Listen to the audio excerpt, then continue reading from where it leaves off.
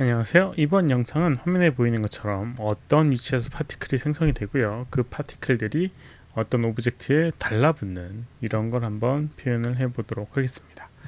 여러 가지 기능들을 사용을 하는 부분이 있으니까요. 하나씩 한번 해 보도록 할게요. 우선 생성될 위치와 그 다음에 달라붙는 오브젝트를 만들어 줘야 될 겁니다. 그래서 뭐 생성된 위치, 달라붙는 위치 뭐 아무거나 만들어줘도 상관없습니다. 아까 전 같은 경우는 컨텐츠 브라우저에 있는 그 도마뱀 같은 그런 걸 만들어 줬는데요. 뭐 어떤 모양이든 상관이 없습니다. 이렇게 생성되는 위치는 이런 식으로 어차피 이게 어떤 형태든 상관이 없거든요. 네, 그래서 뭐 그렇게 큰 영향은 안 미칠 것 같고요. 뭐 이런 식으로 축구공 형태 모양을 이렇게 만들어 놓도록 하겠습니다. 그 다음에 약간 표면에 점의 개수를 늘려주도록 할게요. 기본적으로 이제 점의 위치에 파티클들이 위치를 하는 부분이 있기 때문에 점이 어느 정도 많이 있어야 됩니다. 섭 디비전, 애드 디비전을 이용해서 이렇게 표면에다가 연을 좀 추가를 해 놓을게요. 이런 식으로 이제 표면이 있고요. 그 다음에 여기에 이 오브젝트에서 이제 파티클들이 생성되게끔 한번 해보도록 하겠습니다. 파티클 생성되는 부분은 fx 항목에 파티클 항목에서 찾을 수가 있습니다. 파티클, m파티클이라고 되어 있는 부분이 있고요.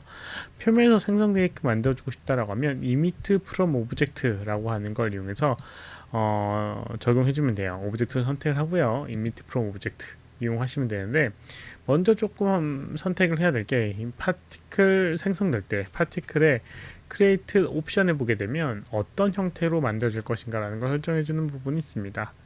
뭐 여러 가지 설정이 있는데 아마 기본적으로는 볼이라고 되어 있을 거예요. 근데 혹시 또 뭐 다른 형태를 띄고 싶다라고 하면 다른 거 선택해 줘도 되고 지금은 볼이라고 하는 걸 선택을 해 주도록 하겠습니다. 이런 상태에서 emit from object 하게 되면 표면에서 이렇게 파티클들이 생기게 되는 걸 볼 수가 있어요. 근데 어마어마하게 많이 생기게 될 겁니다. 옵션 때문에 그렇게 되는데요. 우선 옵션을 살펴보도록 할게요. 선택된 오브젝트 아래 항목에 보게 되면 emit라고 하는 게 생성이 되어 있는 게 있고요. 화면상에 또 파티클이라고 m파티클이라고 되어 있는 게 또 되어 있는 걸 볼 수가 있습니다. 이미터라고 하는 건 방출되는 방출기라고 생각하시면 되고요. 거기서 나오는 그런 작은 입자들을 파티클이라고 불려줍니다. 그래서 어떤 것이냐에 따라서 선택을 해서 설정을 해줘야 돼요. 방출되는 부분에 대한 설정을 받고 싶다라고 하면 이미터를 선택해 주면 되고요.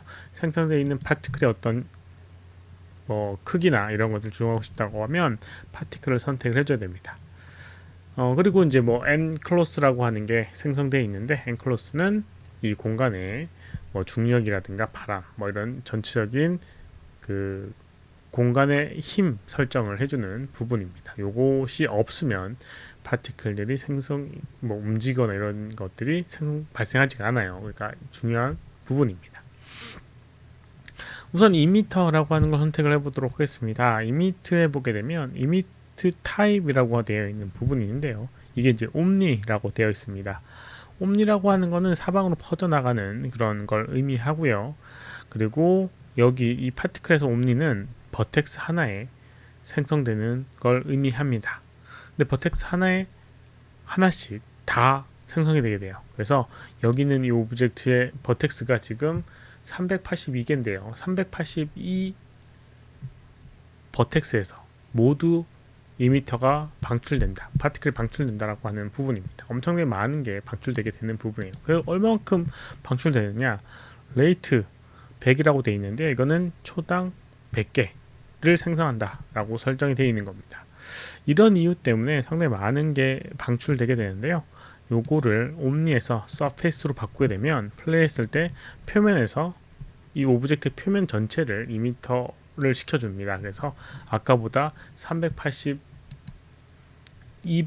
적은 개수가 생성되게 됩니다. 이런 식으로요.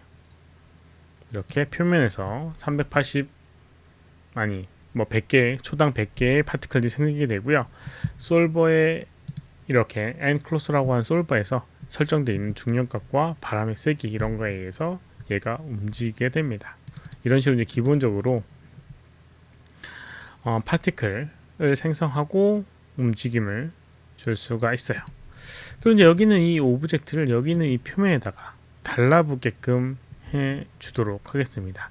그 설정은 어디에 있냐면요. 오브젝트 파티클을 선택을 하고요. 그 다음에 여기는 이 달라붙을 오브젝트를 선택한 다음에 n 파티클의 골이라고 하는 항목이 있습니다. 골이라고 하는 게 어떤 목표라고 생각하시면 될 것 같아요. 이 오브젝트 파티클의 목표점이 저기 있는 오브젝트다 라는 걸 인식을 시켜주는 겁니다. 골을 적용해 보도록 하겠습니다. 그러면 어떻게 되냐면 플레이 했을 때 얘가 이렇게 이 오브젝트로 날아가는 걸 볼 수가 있습니다. 이렇게요. 이쪽 방향으로 날아가게 되죠.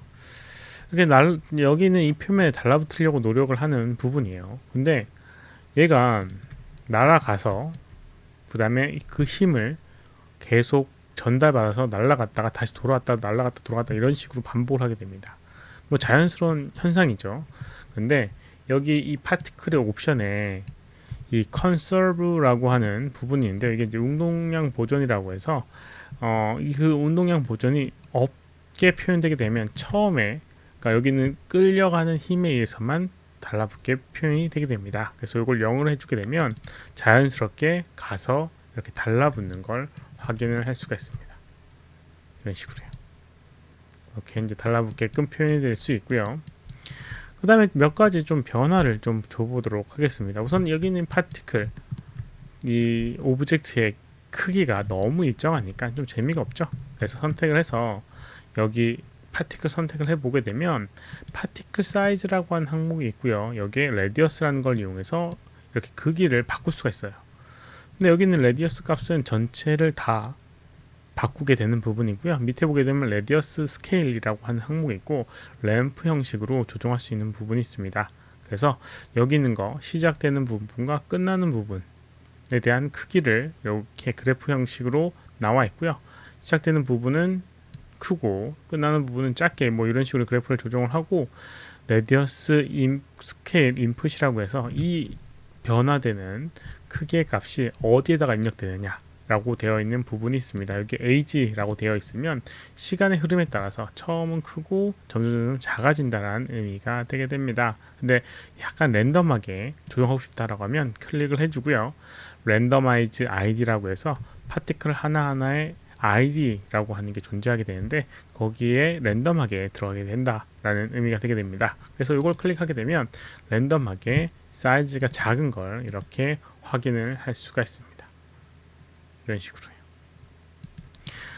그리고 이제 서로 충돌이 되는 부분은 이제 콜리전이라고 하는 부분에 셀프 콜리드라고 되어 있는 부분이 이렇게 체크가 되어 있어서 그렇고요. 만약에 체크가 끝나라고 하면 서로 간에 충돌은 일어나지 않게 됩니다. 그럼 좀 자연스럽지 않으니까요. 뭐 켜주는 게 훨씬 더 좋을 거라고 생각이 되게 돼요. 그러면 서로 간섭을 해서 이렇게 밀리거나 하는 그런 경우가 생기게 됩니다. 그리고 밑에 좀 더 내려가 보도록 하겠습니다. 밑에 내려가 보게 되면 이제 이 매스 스케일이라고 하는 부분이 있는데요. 매스라고 해서 무게를 나타내는 부분이에요. 근데 이제 무게에 따라서 날아가는 속도나 힘의 세기 이런 것들이 바뀌니까요. 이것도 랜덤하게 조정하게 된다라고 하면 약간 값을 이렇게 조정을 하고요. 인풋 값을 매스의 스케일 인풋 값을 역시나 랜더마이즈 id를 하게 되면 랜덤하게 매스의 값이 들어가게 돼서 속도라든가 이런 것들이 바뀌게 되고요. 그 다음에 무게가 무거운 것과 가벼운 것들이 부딪혔을 때 그 반응이라든가 이런 것들의 변화가 생겨서 아까보다 조금은 다른 그런 움직임이 생기게 됩니다. 눈으로는 좀 확인하기 애매한 부분이긴 한데 아무튼 매스를 조정을 해서 서로 간의 움직임에 대한 변화를 좀 줄 수가 있는 부분입니다. 이런 식으로 이제 조정을 하게 되면 이렇게 어떤 특정 오브젝트에서 특정 오브젝트로 날아가는 이런 스피어 형태의 파티클을 만들어 줄 수가 있습니다. 뭐 렌더링을 하게 되면 아놀드에선 제대로 렌더링이 되진 않지만 어디 갔니?